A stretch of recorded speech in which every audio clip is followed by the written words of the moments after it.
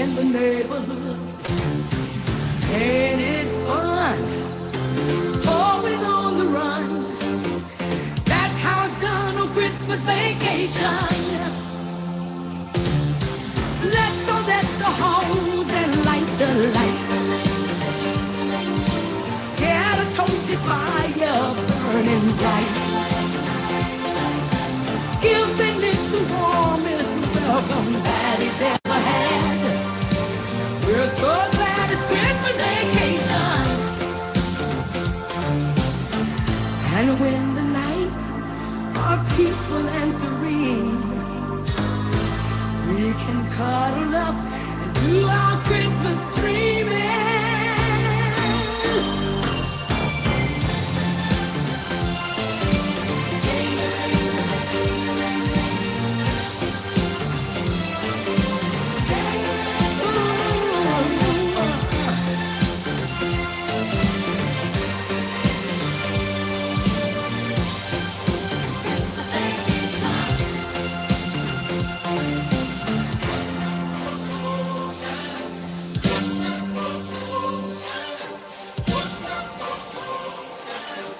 Christmas vacation, Christmas vacation, Christmas vacation.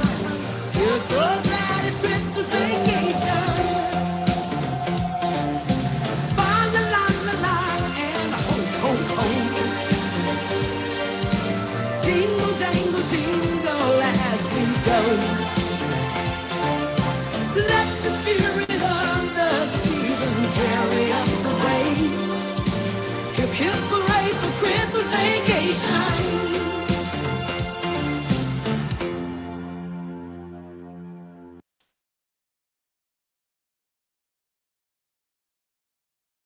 Tis the season to be jolly, fa la la la la la la la. After vacationing across America and throughout Europe, Take it, Russ. this holiday season, the Griswolds are going to play it safe. Clark, we're stuck under a truck. Oops. They're staying at home. I give you the Griswold family Christmas tree. Hope you're not getting sap all over your sweater, Clark. All Clark wants is a quiet, old-fashioned Christmas. Sorry. Got a little knot here. You can work on that. What he's going to get is the gift that keeps on living. Merry Christmas. His family. We didn't come to impose. Oh, hell, there's plenty of room. Do you sleep with your brother? Do you know how sick and twisted that is, Mom? Well, I'm sleeping with your father. Have you got a kiss for me? You better take a rain check on that, Art. He's got lip fungus they ain't identified yet. But no holiday could ever be more deeply touching. We were gonna call, but Eddie wanted to make it a surprise. If I woke up tomorrow with my head sewn to the carpet, I wouldn't be more surprised than I am right now.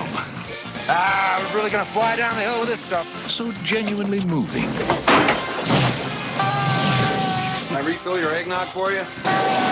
Drive you out to the middle of nowhere, leave you for dead? More truly uplifting. Can I show you something? I was just browsing. Or more down to earth. Merry Christmas! If Santa is smart, he'll stay well clear of this joint. It's a death trap.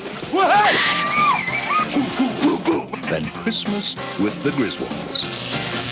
Everybody come on, quick, look at the lights! They want you to say grace. I pledge allegiance to the flag of the United States of America. This year, let Chevy Chase light up your holidays. National Lampoon's Christmas Vacation. That thing had 9 lives. She just spent them all. You crack up.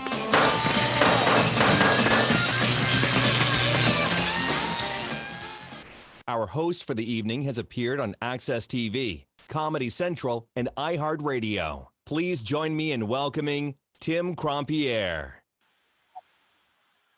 Hi, everyone. How you doing out there? And thanks for being with us tonight to celebrate the holiday classic Christmas Vacation, starring Chevy Chase and Beverly D'Angelo. Let's put a round of applause together for them, everyone.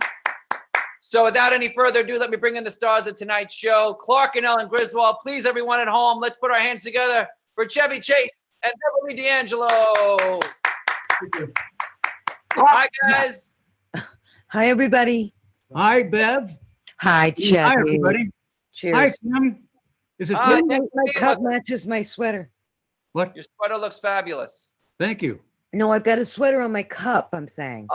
Oh, Sorry, don't pay any attention to me. how does Go my on with cup? the show. Oops. Oh, God, there's my pillow. Okay. Oh, this is great. You want to start again? Hey, you want to see Tom? No, that Sawyer? was great. This is exactly what we want. This is what everybody wants. This is real. Oh, it's real. Okay, we're going now? Yeah, we're on. Out! Ah! All right, guys, I want to go back to the beginning, to the first vacation movie. Before this all started, it was the 1982, 1983 time. The project is brought to both of you. Yeah. And I wanted to get your idea of what you thought about it when it first came together to be Clark and Ellen Griswold. Chevy, tell me first how this movie came to you. Oh, I think it was on paper. Yeah. Okay. My carrier pigeon, wasn't it? Back in the 80s. That long ago. Carrier paper. Geez, I don't. How it came to be was it Maddie Simmons? It probably was Maddie Simmons of National Lampoon. Oh, yeah. Yeah. Because you were a big movie star. and You've done you those cool movies with Goldie Hawn. Can I talk? I want to make sure you get the good stuff in. Anyway, yeah. My lips are sealed. What? I'm Sally my lips are Fields? sealed. There goes the key. Cabinet. It's gone. Quiet. Go ahead. Anyway, so yeah, I got it from. I was at Warner Brothers doing other pictures. You were starring in pictures. I was at Warner Brothers starring in pictures, and Big ones, successful ones. Boy, It's like you're still. It's like you're really married. who? I am. Yeah. Anyway, yeah, and the owner or of the whatever of excuse my language. I'm sorry. It's okay. I don't want to say anything mean about them, but Chevy was this massive star, as of course you know. He catapulted from Saturday Night Live right into those movies with Goldie Hawn that were such hits. Right. And then Maddie Simmons had National Lampoon, and I believe they brought you to that script that Harold Ramis and John Hughes had written, right? Right, John? Yeah. I auditioned. Did you actually audition, Beverly? Well, was it an audition? What? Do you have any recollection? Yeah, you auditioned. Did you guys audition? Did you audition her, Chevy, or did she? I did. Yes. Did yes. It was a Me Too kind of situation. No, I'm just kidding. It was a soft audition though, if I recall. It was a meeting. Okay. And I thought I shouldn't do it. Why? Well, because I'd done Coal Miner's Daughter and gotten a lot of attention for that. I'd starred in the film of Hair, and I really, my direction as an actress really wasn't mapped out as was comedian, dramatic, or whatever. And I had just gotten married, and this was a role where I was 29 years old. I was going to be the mother of teenage kids, and we kidnapped someone and killed them and killed dogs and everything. And I just didn't know, but my husband at the time. Thanks for asking me. My husband ask me more. I will. My husband said, "Oh, but Beverly, look at this character, Cousin Eddie. He's hilarious. We do it." So, right. Can I be asked a question? Yes. Yes, absolutely, sir. Go ahead. Well, let's see what my first question is when you read the script and you saw it, did you think to yourself, I can add a lot of physical comedy to this character? Well, let me just say this. I knew Beverly was right. Okay. Immediately.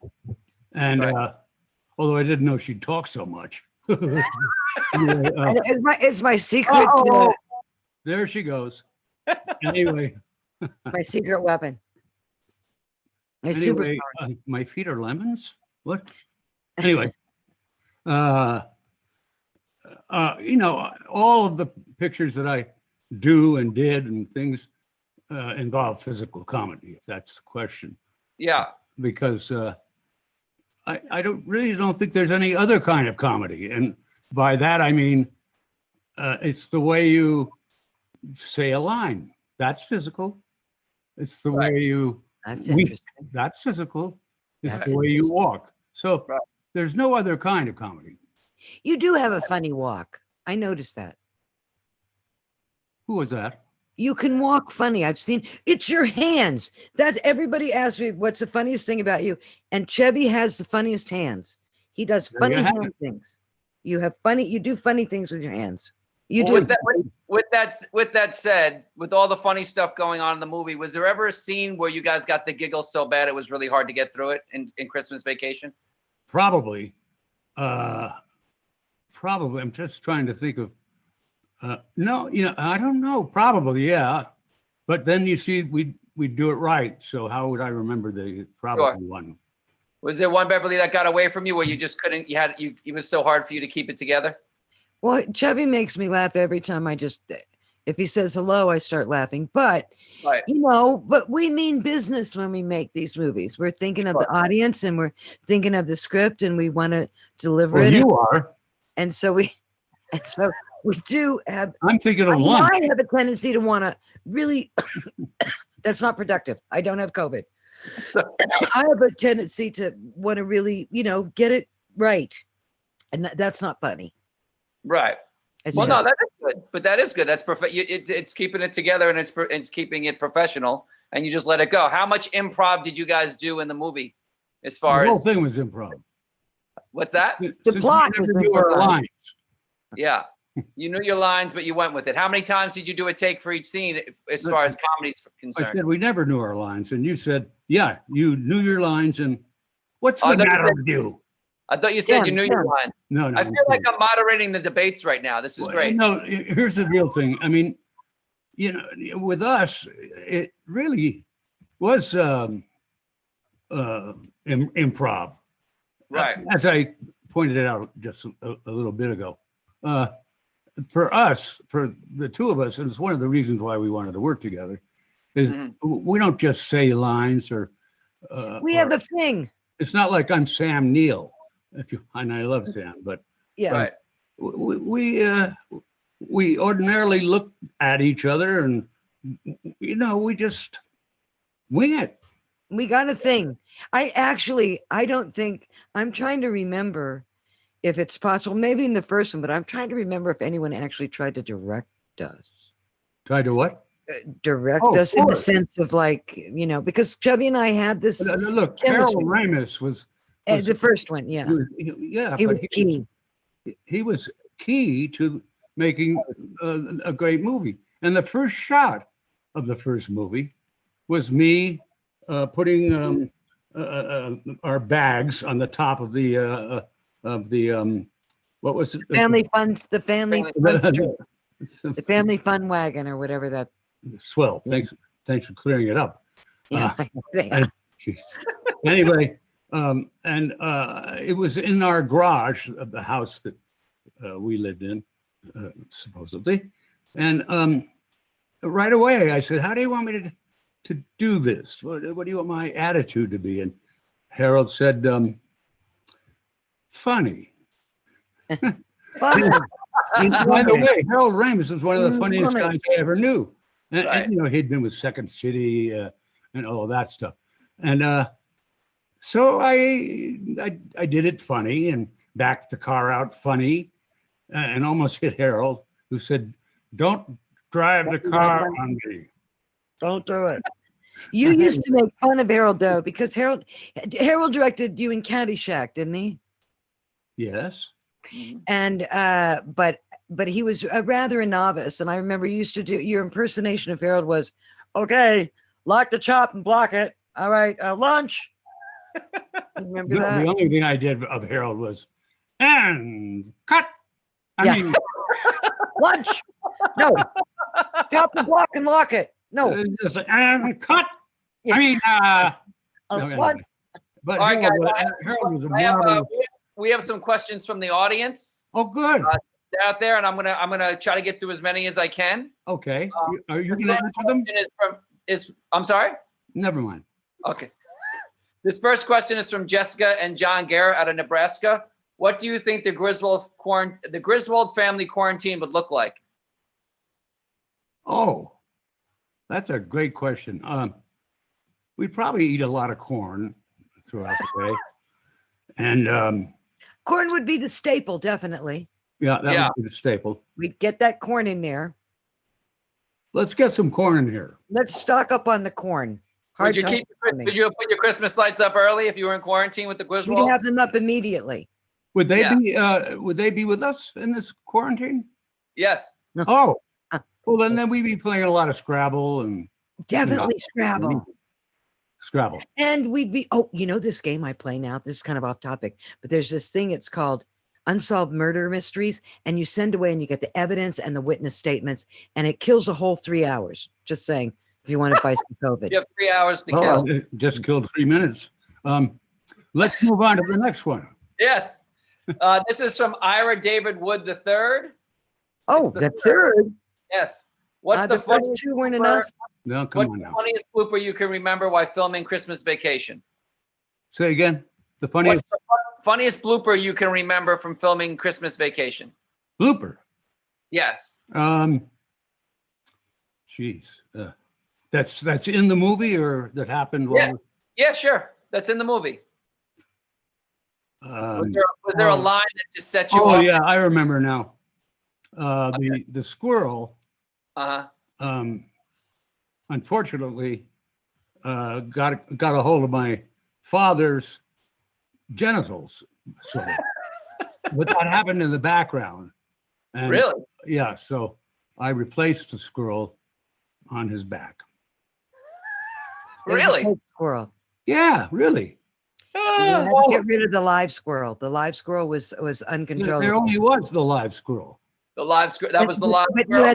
you had the stuffed one on your back. I had what? You had the stuffed squirrel on your back when you ran up the stairs. No, I'm telling you the truth. Don't listen to The her. live I'm telling squirrel you got what out of hand. happened. Yes. Thanks. All right. This question is from 14-year-old Abby and 12-year-old Emmy Falwell from Seymour, Indiana. We are curious, what were you actually chewing at the dinner table when Catherine burnt the turkey? It was turkey. Nothing. I was doing this. You were acting. Correct, sir. Yes, the family says here they always debate on what you're actually chewing on, and it was just air. But the question really is, what was Randy chewing? Yes, what was? I think he was also acting, wasn't he, Bev? I mean, he's just a great actor. Yeah. I think he was really eating the turkey. Now, did Randy improv the famous He line? might be. I think you're right. He put a bite of turkey in his mouth. I think he really was eating the turkey, yeah. Oh, wow. Now, Chevy, can I ask you, did Randy improv the line when he was relieving the sewer from the camper in the street? Was that an improv line when he waved to you and you waved to him from the window? Yes, not him. Shitterful? Yeah. I think then I did improvise that line to Beth. Yeah. We said you checked our shitters, honey. Yeah. But Shitter was written for Randy, but Chevy threw that in. Yeah. I need to check the shitters, yeah. Have you checked our shitters, honey? This is from the Albert family in North Vancouver, British Columbia. Did you keep any props from Christmas Vacation and put them out proudly for your holiday decorations? Any what? Did you keep any props from the movie scene from Christmas Vacation? You mean after the film, or? Yeah, and hold on to them and use them as your own holiday decorations. That's what they want to know. No. Bev? Did you, Bev? Nope. No, left it all there. This question. Left it all on the floor. We did. We left it all on the floor. Left it all on the table or whatever it is.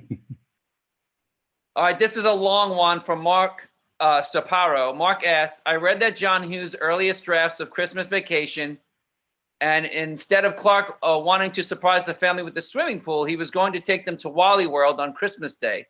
The script's final scene had an entire Griswold family, even cousin Eddie and Aunt Bethany, at Wally World, and John Candy was back as security guard. Do you remember why he changed that later in the drafts? Well, actually, the first time we shot it, it was all on our porch, right, Bev? In other words, the entire family, which had been at Wally World, ended up on our porch. And that didn't quite make it. So we shot more. You mean in the first one? I'm sorry, what? You mean in the first one? Yes, in the first ending that you shot. Well, yeah. No, are you saying that there was the question is, was there a different, the question is, this guy saying that he heard that originally we were supposed to go to Wally World at the end of Christmas vacation. And he's wondering why we didn't. Oh, yeah. No, we weren't going to Wally World after Christmas vacation. I never recalled that in any script. They said that was so you never shot that? That was never shot where the family. No, it was never in the script. I think it was someone found a bootleg script of some sort and thought that was the original ending. Well, yeah. Wait. That John Hughes. Who the older guy at the end of one of these, the first one? No, at the end of Christmas Vacation. I'm asking Bev though. The first vacation. Who was it? Oh, Eddie Bracken. Yeah, Eddie Bracken. That was the first one, huh? We had a different ending for the first one that we I'm reshot. asking if he was in Christmas Vacation. No, the question okay, is. Great. Well, no, we didn't. So you never shot an alternative ending. I don't even think we ever read that bootleg script with an alternative ending. Wow. Okay. I didn't. Did you, Chevy? No. Sorry. This question. I hope that guy didn't buy it. Okay. Next. No, he didn't buy it. He said he read it online. There was a script online, I think, that he found. Yeah. Oh, that's different. No, there've probably been many online. Yeah, probably. I'm sitting on one. This is from Ed Crowley. Ed asks, what time of the year was the film shot and where was it shot? He said it looks like it was California somewhere, but it was California at Warner Brothers, and it was summer. And it was summer. It was in the area that what do they call that, Chevy? Because all those houses. They call it Warner Brothers. No, but that little circle of houses, they use it in all the movies. They used it in. Yeah, Warner Brothers. There was a special neighborhood. There was a designated neighborhood across the street. A cul-de-sac. A cul-de-sac. It was all fake snow. That's what they wanted to know. That's yeah. what it was fake. We were hot. But not when we started. The first shot was obviously in snow to go get the tree. Right. And because that was in Breckenridge. Driving. That was not in California. Colorado. That's right. Thank you. Okay. So this question's from Patricia Green and David Hulsey of Tallahassee, Florida. Oh, it's Pat and Dave, Chevy. I'm sorry, yeah. what? I said, oh, look, it's Pat and Dave. Say hi to Pat and Dave. Who? They're asking us a question. You have a question for us, Pat? Yes, from Pat and Dave for you guys. What was it like working with Randy Quaid, and do you have a funny, memorable story that you could tell us about him? Hideous. You go. I'll go with Chevy first. Yeah. I loved him. I couldn't do one of the vacations without him. You can see that he's just. It just went fisheye. Excuse me. You can see that he's a great actor and a great improviser and just an all-around funny guy. So, Bev, you speak for him. I think we loved him. We love Randy, and in fact, my lens just went to fisheye. So I look at that. Look at my fingers. Ooh, Randy. I did Streetcar Named Desire with Randy. Amazing actor. I'll remind you that he was nominated for an Oscar for The Last Detail, and that character is such a defining character, and we do love him, no matter what. All right. This is questions from Lisa Iacone. What holiday disaster from the movie is something you guys can relate to in your own lives? Have you ever had a holiday disaster? Since I've done a lot of skiing and snow stuff, I imagine that at the end of that, hitting the hitting that little thing, whatever it was, a drawer, a door, that little thing. Right. Is fairly memorable. Mama. What about you, Bev? What? Well, for me, I always thought of these movies as a romance. That was my little secret. I thought that they were romantic comedies, and I thought that in my mind, these movies were all about this fabulous love story between Clark and Ellen Griswold. So for me, any disasters out of this movie, I would kind of like parallel them with just emotional disasters in my life, I guess. I don't know. Everybody aspires to what? You never told me this. Yes. Because I just say it was my little actor's secret. But that's how I always saw them. Because the thing is, this man, Clark, loves his family. He'll do anything for them. And, for Ellen, Clark is the only man in her life ever. And it doesn't enter into her mind that she would leave him. She's never going to leave him. I shouldn't give these secrets away. But, she gets mad and stuff, but it's not. To me, it's a love story because in all of these vacation movies, love conquers all, and they always end up, everything's okay in the end. Right. I always vision Ellen as the most supportive wife in the history of movies. Acting. This is a big remember Chevy? That in I believe it was the first one that Christy Brinkley was in it, and I'm swimming naked with Christy, and with Randy's white shoes, and I end up going up to our room where Bev has been a little ill or something, and she's in bed, but she has seen us in that pool. It's obviously outside, and when I go in, I'm dressed again, but she says, "Is that what you want? Is that what you want?" Can I explain why I made that choice? Because that scene What was choice? That's the damn lines. Can I finish? No, but the choice was the way that Harold wanted me to do it was to yell at you and throw the shoes at you. And I said, no, she's genuine. She really wants to know. He wanted me to say, is that what you want? Do you love her? Do you want to be with her? You want to see a good time? I'll show you some fun. He wanted that. And I said, no, Ellen wouldn't do that. She loves him. She really wants to know. Mm-hmm. Okay, let me finish the story. That wasn't, that's true. But what I was going to say was, is that what you want? And my line was, oh, no, she's ugly. Yeah. Okay? that was what I was going to talk about or say. So, well, I love it. It's a good scene to bring up because it has to do with a choice that I did make that I thought was really important as far as like what a wife is. I wanted to show that it wasn't that reactionary kind of stereotypical person. It was someone who was in 100%, and I wanted it to be literal. I wanted to see a woman witness that and say to the man, in all honesty and all vulnerability, is that what you want? Is that it? Do you love her? Right. No, for real. No, she's ugly. No, she's ugly. Oh, somehow that works. I like in Christmas Vacation, they do another scene where in the beginning you're shopping at the perfume or jewelry counter. Yeah. The model, all right, and just laying it on thick. Are you married? Well, no, I don't. Yeah, she's and then just keep going with it, and then your son shows up. Dad. Oh yeah, she's saying she's modeling either underwear or underpants or yeah. And she's just said, you see, you can't even see the line.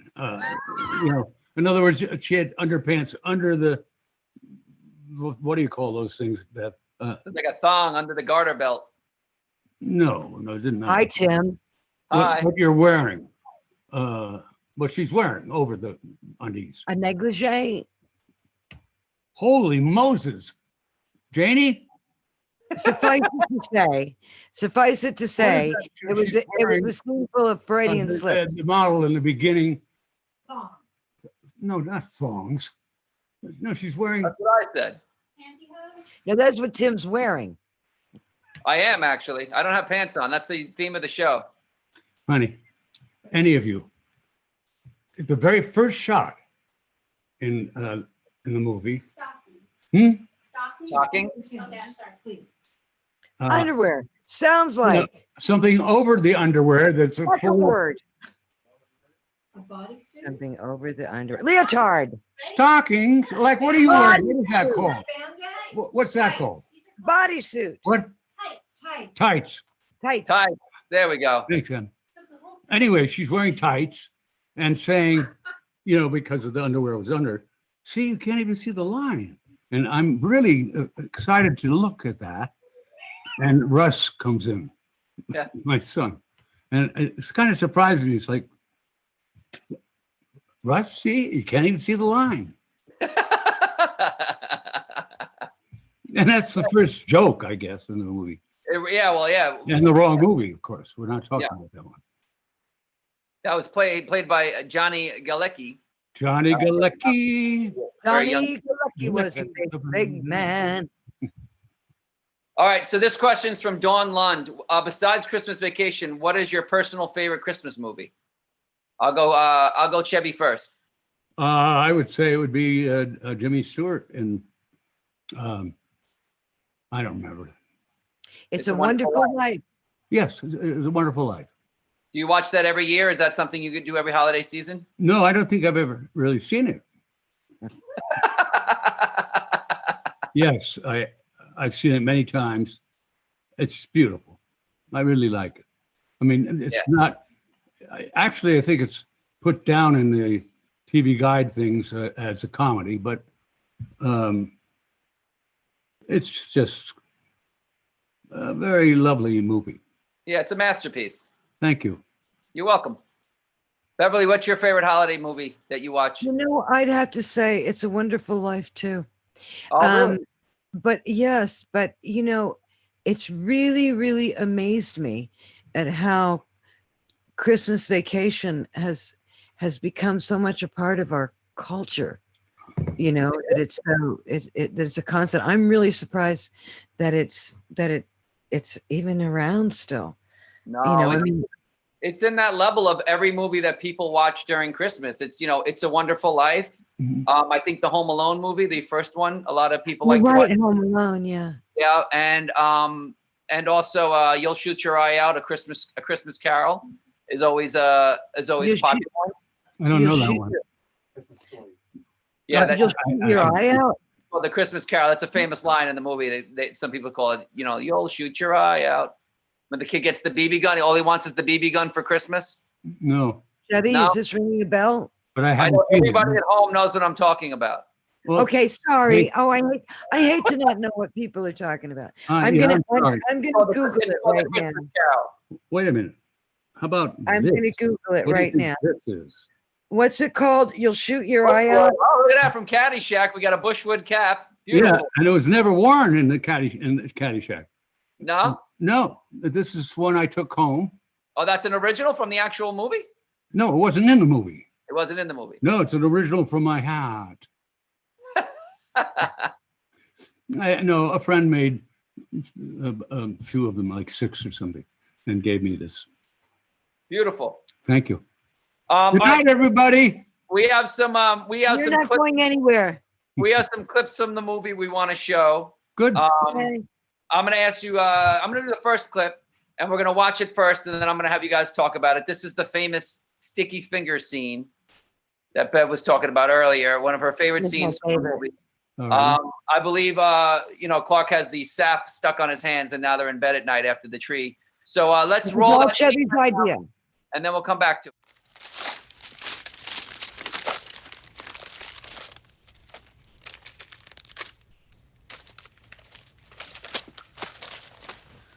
Did I tell you I talked to my mother today? And? They've decided they're coming for Christmas, too. It's not too late to change our plans. No. That's great. That's great. I think you're forgetting how difficult it's going to be having everybody in the house at the same time. Honey, they're family. They're not strangers off the street.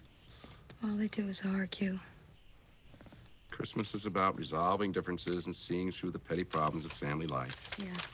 And it's about my mother accusing your mother of buying cheap hot dogs, and your mother accusing my mother of waxing her upper lip, and then they don't speak Your mother to each waxes other. her upper lip?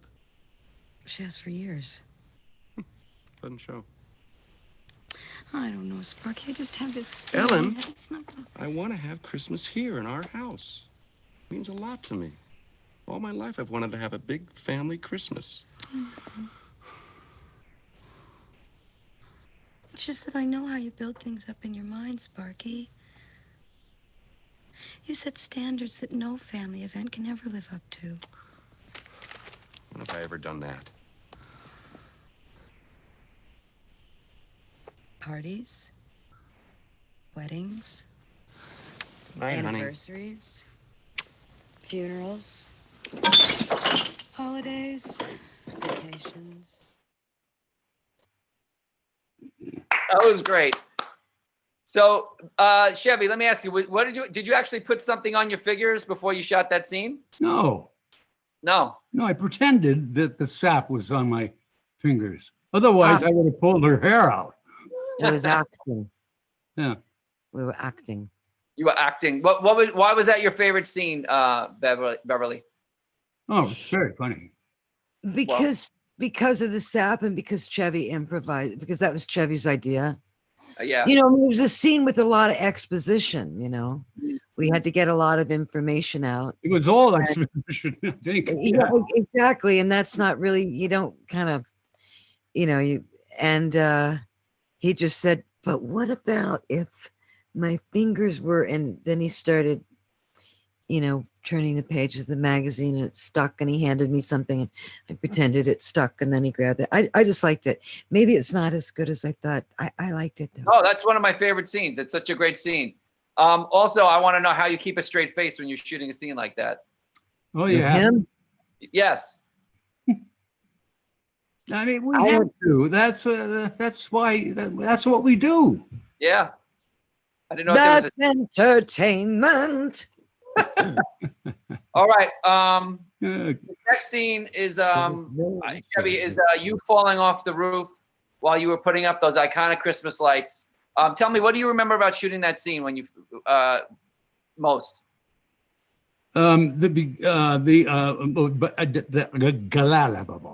Right. Soul American. The sliding down the roof. I had two guys holding onto my pants legs so that I wouldn't slide, you know, onto the ground, you know. Right. And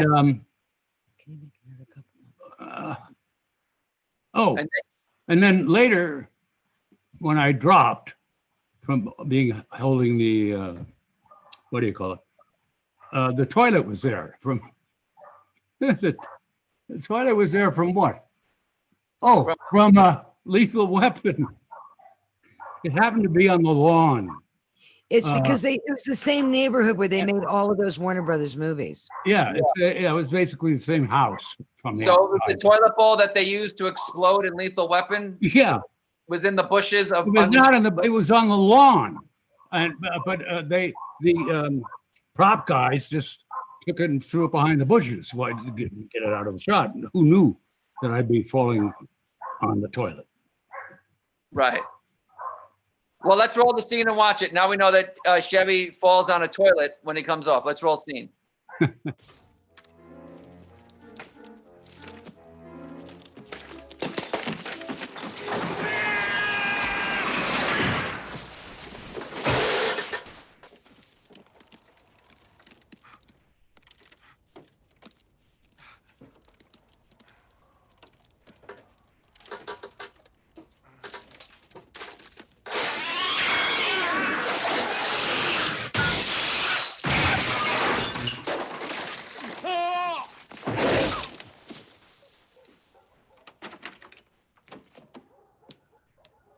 Clark, dinner's ready.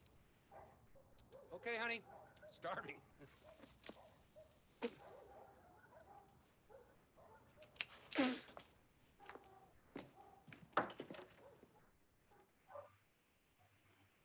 Great job. Such a classic scene. I think that we've lost track of when Beverly first said Sparky, which I almost lost it when she called me Sparky. I think maybe that was on an earlier movie. I don't know. That was on the first one because we decided you needed a nickname. Yeah. Right. I was going to ask you that. Was something that was brought along after the script is written? She said he needs a nickname. You came up with Sparky? Yeah. We came up with that name in the tent in the first one. Wow. What? Remember, we were in the tent. It was the sleeping bag scene where we're in this horrible tent at that campsite. That Bill And Brian Doyle Murray was Brian Doyle Murray was the overseer, whatever you call it. And it's supposed to be a kind of love scene. We get into the sleeping bag, and then this dog gets in the or a bear or something gets in the camper, and I say, "You're an animal," and you think I'm just calling you an animal because of what we're doing, but I'm saying animal, and because there's an animal in the tent. But I remember we were rehearsing that, and you said, I think she has a nickname for him. And I don't know who said it first, but it was Sparky from then on. Yeah. And that's basically all I say in these movies is Sparky or Clark. Sparky. But I love that. It's such a term of endearment. And it doesn't match me at all. And I mean, there's nothing Sparky about me. I'm just. I think he's her Sparky. Once you've said Sparky, that was me. That was it. That's right. She just loves him to bits. That's all I can say.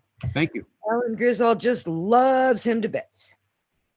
I mean, the movie, this film is specifically so iconic, like we said, with the holidays. Anytime someone puts up a lot of Christmas lights in the front of their house, they say, would you Clark Griswold it?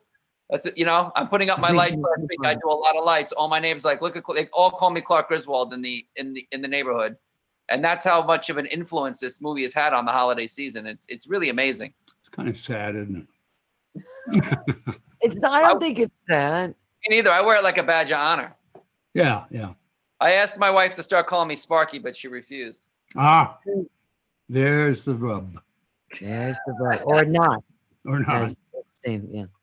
All right. Now, the next scene, I wanted Chevy to see if you could talk about this. This is the scene where Clark goes into the attic to kind of reminisce over old family movies. So touching. Yes. How did that scene come about? We were in Breckenridge, and we were supposed to have left Breckenridge to come back to L.A. to begin shooting, but we couldn't get out because there had been a big snowstorm the night before. And so we were stuck there. And I guess it might have been Jeremiah Chechik's idea to go up there, and certainly mine, to go up and see what the attic was like. And once you put me up there, I realized there were so many possibilities. But the one that I really couldn't not, I had to do was step on a board, have it hit me in the face, step back from that board, and step on another board and have it hit me in the back of the head. That, to me, seemed like, gold. Yeah. All right, let's roll the scene and watch.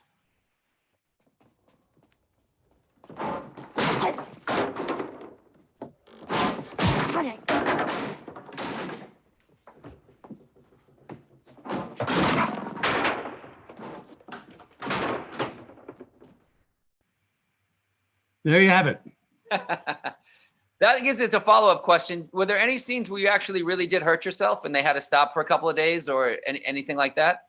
Not for a couple of days, but I did break my finger. I got your finger. What? Well, I got so. Can I answer? Yeah. Jeez, you are something. No, I'm just kidding. Anyway, I got so pissed that I couldn't when I was trying to put these electrical things together to light the roof and everything. that I just threw them down, these plug things, and ran over to these deer that were on my lawn that ostensibly I had put there, and I think that might have been mine. And punched the first deer as hard as I could. Right. It turned out, I thought the thing was, made of marshmallow or something. I don't know what it was made of, but it was a really hard plastic. And in that punch, I broke this finger. But I had to keep going. The show must go on. I'm sorry, what? I said, the show must go on. I'm commentating. Yeah, okay. That's good enough. No, yeah, I came back to the, same place and I guess picked them up or whatever. Boy, that finger hurt. Yeah. Was that the only movie that you got hurt on as far as the Vacation series? I believe so. Yeah. How about in any other films you've ever done or shows? Did you ever really hurt? I mean, you used to fall down the steps all the time on SNL. I never got hurt doing that. I did a film of Bill Friedkin that where I almost got hurt all the time. Okay. But that's Bill Friedkin. Yeah. All right. Yeah. Well, we're going to move on to the famous dinner scene when there is with the turkey disaster, as they call it. Let's watch the scene and then we'll get your reactions. Let's roll scene. Catherine, this turkey tastes half as good as it looks. I think we're all in for a very big treat. Save the neck for me, Clark. Okay, Eddie.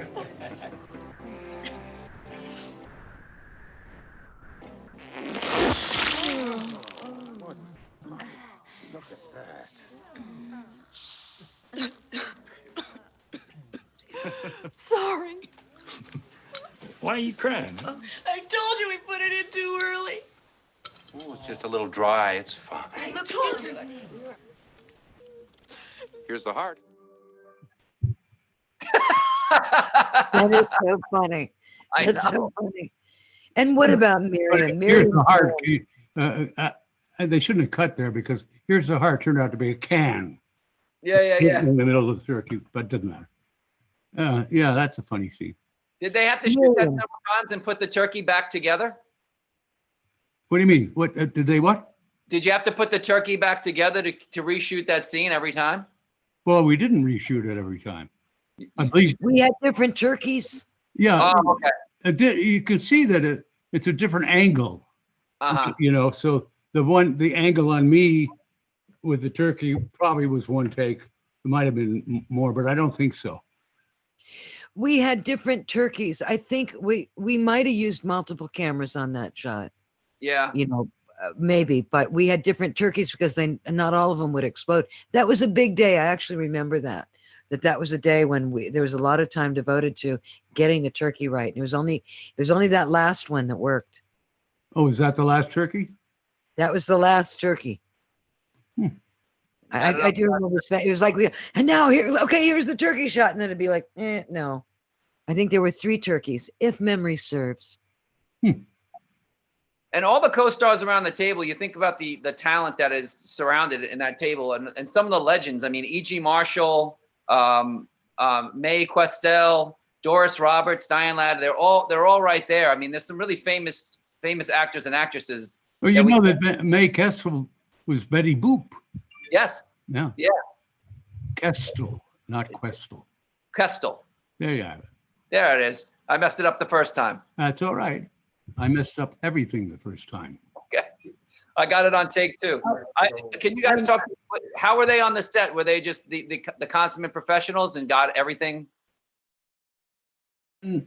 Sweet. And,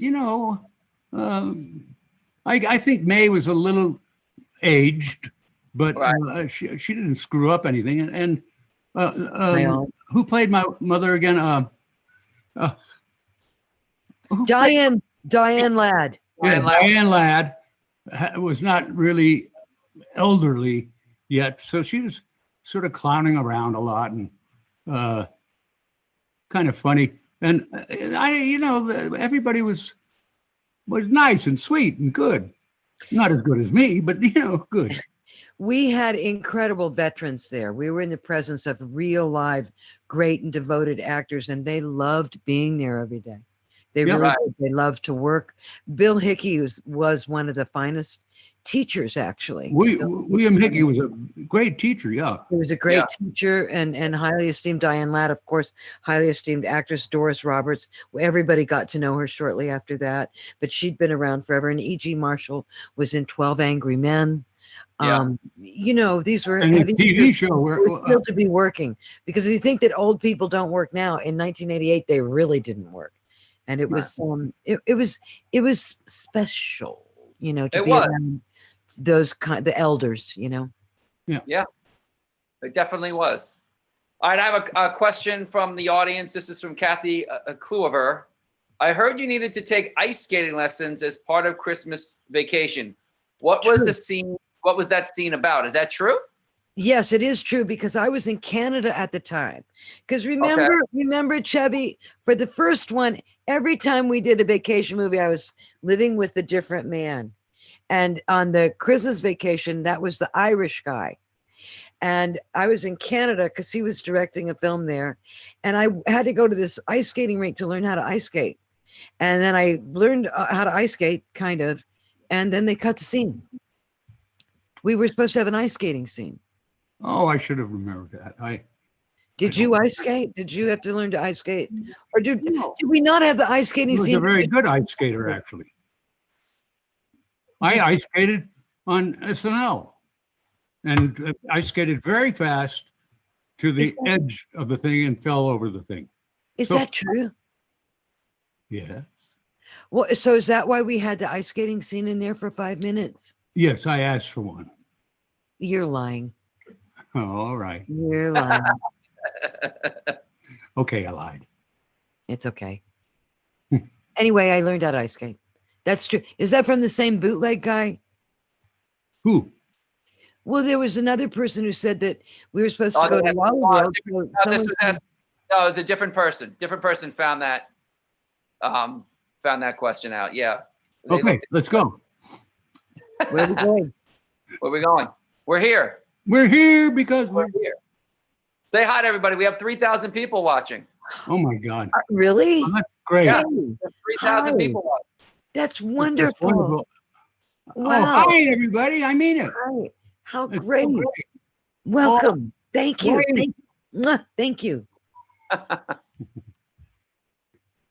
I have a question. Do you feel that you have to, since Clark Griswold is such an iconic character, and I'm bringing the Christmas lights back up because people want to know, do you feel pressure as the guy that played that character to put up a big light display in front of your home? No, we don't put up a big light display. I think we just sort of forget him a little bit because it's been a year since, I don't know. We do watch the movie sometimes. It's very funny and a very good movie, by the way. The way I look at it. But very happy with it. It's not a big deal, though. Right. I want to ask Beverly of all, and this to you afterwards, Chevy. And this is a question that everybody in the audience has been asking. Out of all the vacation movies, and I'm sure it's hard to pick one, is there one that holds your heart dearest? Are you asking me? I'm going to ask you first. Yes. Well, I'm going to say the first one because I think that the first time for anything is the one that you remember the most. Right. And I know that I had no idea where, as I said, I was almost not going to do it. And I had no idea that it would be such a huge part of my life, that it would bring me this lifelong friendship with Chevy and Janie, that it would put me in contact. But I want to say something about the Christmas Vacation fans. The fans of Christmas Vacation are the nicest people in the world. They're like good people. They have great values and they love their families and they're straight shooters and they're wonderful fans. So just even doing that movie, which I really do have to thank Chevy for, it's broadened my life and brought so much happiness into my life and so many nice people and just nice stuff. So I think it was that first one because I had no idea what it would bring. Right. That you could never imagine it was going to launch this, right? It's just pure. Yeah. And Chevy, what about you? What about me?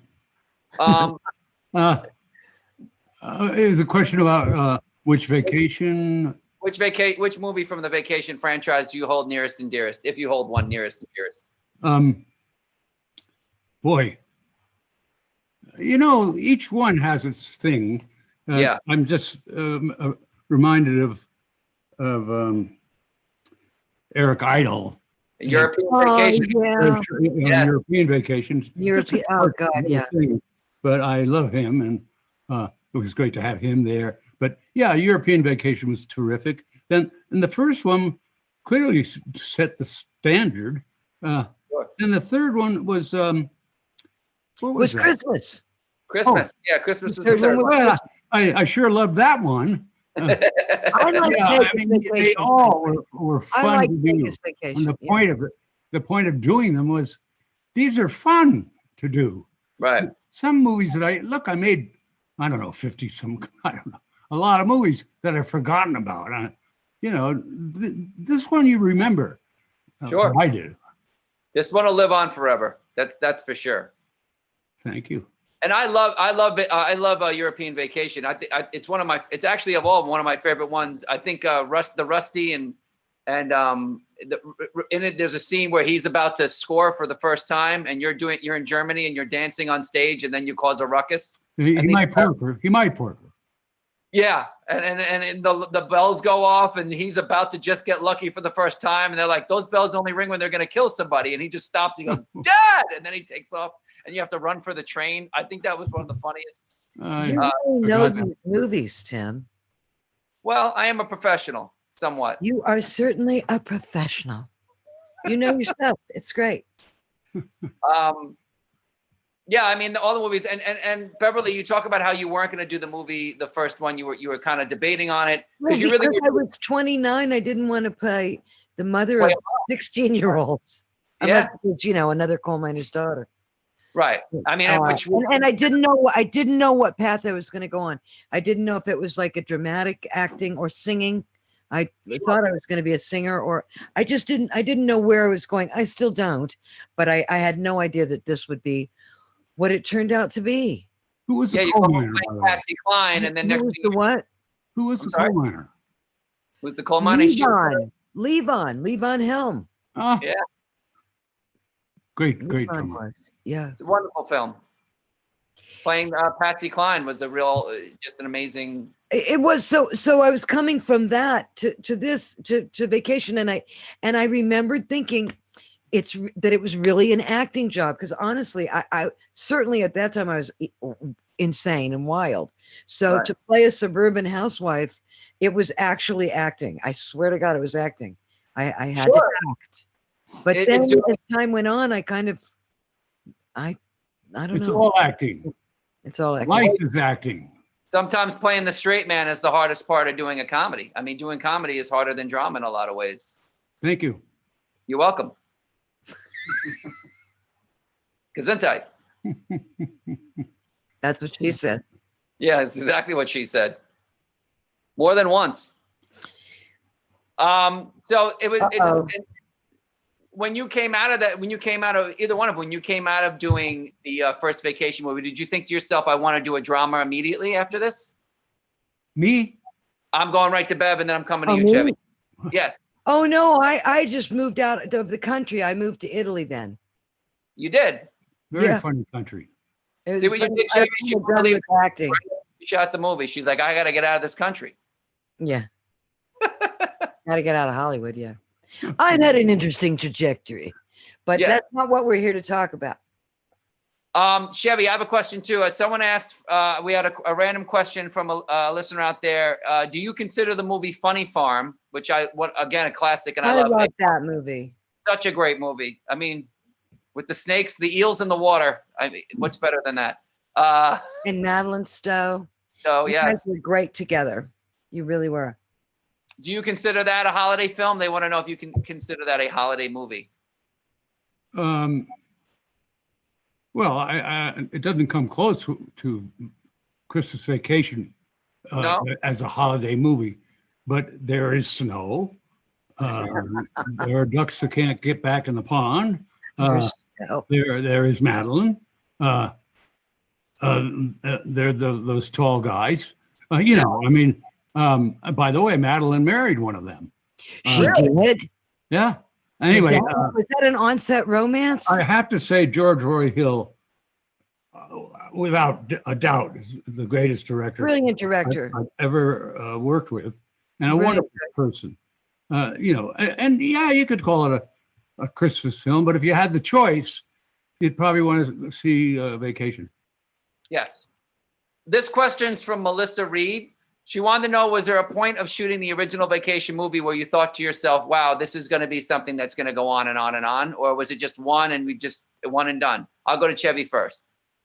All of my movies I thought would go on and on and on. Yeah. I hoped. Right. So I mean, you said the first Vacation, or? Yeah. After you shot the first Vacation, did you have an inkling in your head that this was really something that might have franchise ability?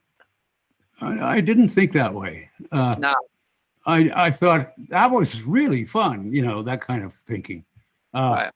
Or I hope it's big. I hope it makes money. That, you know, that kind of thinking. But sure. I didn't have any inkling that it might go on and on and on and on, whatever that is. I had no idea. I was living in Italy, and my friend called me up and he said, "Do you know that you're in the #1 movie this weekend?" And I was, what? And really? Yeah, I wasn't even in the country. I had no idea whatsoever. It was just, I knew it was really, really special. And I knew that it was really, really, that everybody was the real deal. But, right. You know, I had no idea. And also, in fairness, people didn't think in terms of franchises back then, did they, Chevy? I mean, there were sequels. I didn't know the word. Right. Yeah, it was a different time. Yeah. It's kind of a miracle. Yeah, I mean, it was amazing how it just went from one to the other, and everything was consistently funny and good, and that's why we're all here tonight. Yeah, that's why there's so many people here watching, because it's just in everyone's film is in everyone's heart, and all these films are in everyone's heart. You know. Well, you know, I've been doing these appearances on stage in front of, you know, 3,000 people or whatever, quite a few of them, and loving it, because I never get to see the audience that sees me. And right. It's the same thing tonight, really. I can't see the audience, but I'm not wearing any pants.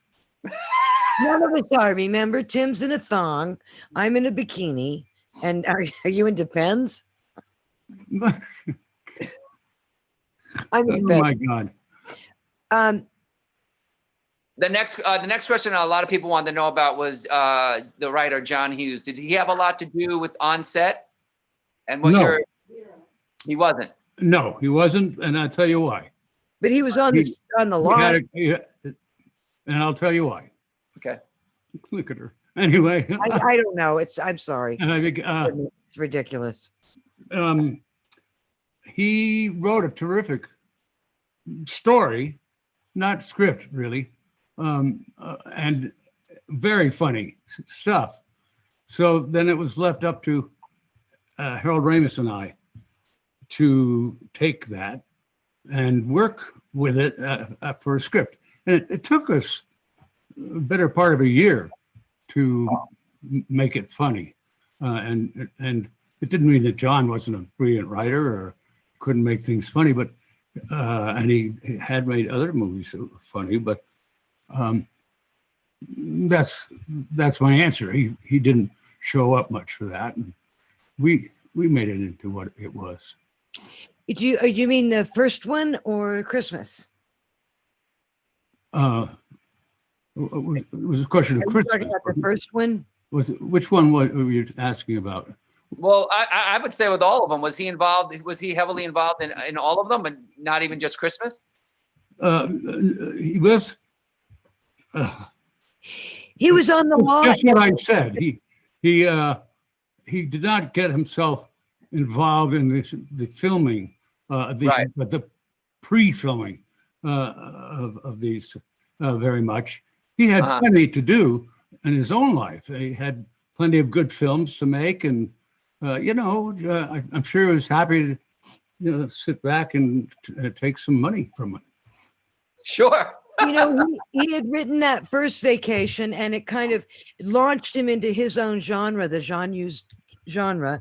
He did not write European Vacation, but he came back and he had written the Christmas Vacation script.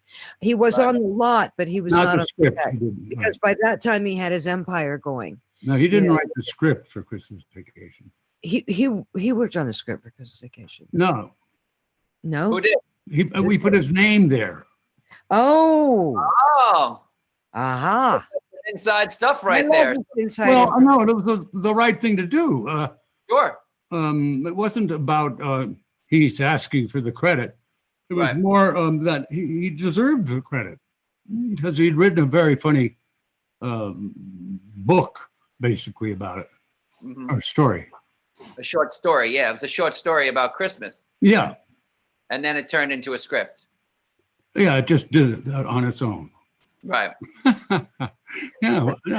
Harold and I. He was one of the producers too, John. It was Christmas magic, is what it was. That's correct. Christmas magic. John was a sweetie. So we're starting to wind down a little bit, and before we go, I want to thank you guys so much for being here with us tonight. It was just amazing. I know it was kind of weird being in our living rooms and going back and forth, and there's a little bit of a time delay. No, I want to thank the audience for being with us. This is the best thing that's ever happened to me since COVID started. It is. This is fantastic. You still look good. This is the most people I've been in touch with since last March. I love each and every one of you. You look fabulous. You do. And Chevy, you look very, very good. That's nice. Fabulous and very good. Spirit. It's a spirit. You look great, Chevy. You really do. I missed you. Great. I haven't seen you. I saw you last year at this time, and we had a good time doing the live show, and it was a lot of fun. And I hope we can do those soon. We'll do more. We'll do more this year. It was a great live show. Yes. Yeah. See, you got to see it live. It's just amazing. And Chevy, you have to write your book. Yes, we'd love to see you write a book, Chevy. I'd love to be able to. You know what? Chevy had the best idea for an autobiography. Can I tell him? Sure. I don't Chevy, know what it is. It's so funny. You told me because you're a great writer, and you said, I said you really should write your memoir, and you said you wanted to write an autobiography that was all lies. Just and then I was still want you. That's a great idea. And the King of Spain said to me, and I think that's a really good idea. It is. It's just that sitting down and writing prose for hours at a time. I don't care whether it's the King of Spain's. It's a tough job, and I'm lazy. So talking to a tape recorder. Yeah, we could have somebody write it for you. That's tough because there's a very big difference between dialogue talked into and actually writing, which I'm much better at. I am a good writer. You are, and I've written quite a bit, by the way. That's right. It doesn't all fit into the same concept, but it's very funny stuff. I mean, I got a long thing on Michael O'Donoghue. I got a lot, stuff. You do. But I can't sort of put it all together and say this is the beginning of a book. I just. Well, I'm just saying I wish you would, because I love you so much, Chevy, and I love your creativity, and I love your genius, and I wish it was in like a little book that I could just carry around. And Chevy and I'll Beverly, send you one of them. I have little ones. Mm-hmm. And Chevy and Beverly, I want you to know we all love you and appreciate you for being here tonight, and we thank you so much. You guys really mean a lot to everybody. I can speak for myself that Christmas Vacation and all the vacation movies are a big part of me growing up and watching films, and I really, really appreciate being here with you tonight, and I thank you for letting me. Very nice. And I want everybody out there, if you're at home right now, even though we can't hear you, please put your hands together for Chevy Chase and Beverly D'Angelo and the Christmas Vacation movie. We love you Thank guys. you. Thank you so much. Good night. God bless and be safe. Thank you, everybody. Thank you.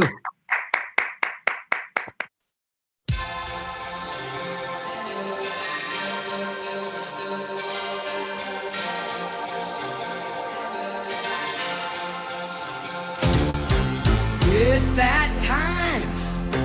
Christmas time is here.